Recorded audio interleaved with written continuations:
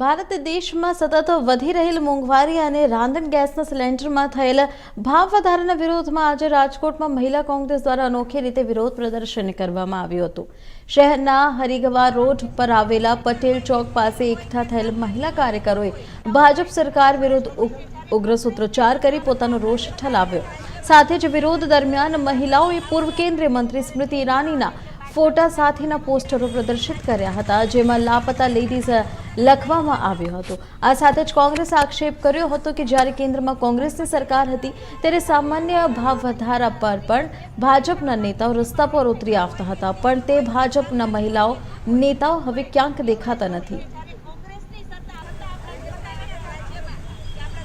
રાજકોટ जिला महिला कांग्रेस प्रमुख मनीषा बावाड़ा आज अमारे राजकोट जिला कांग्रेस द्वारा बधी जगह अलग अलग जगह जे मोंघवारीनो जे विरोध करवामां आव्यो छे। अत्यारे तमे जोशो के तात्कालिक 2-5 दिवसनी अंदर जे गैस सिलिंडर में 60 रुपयानो जे गैसनो भावनो जे वधारो नाख्यो छे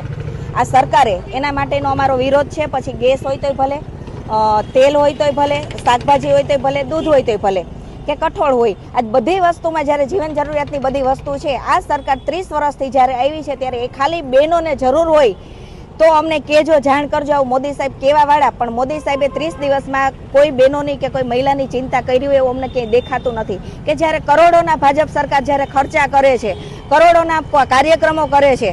बराबर, तो कार्यक्रमना अने ताइफाना ज्यारे एमनी पासे सांभळो पैसा छे अने ताइफाना एनी पासे खर्चा करवाना टाइम छे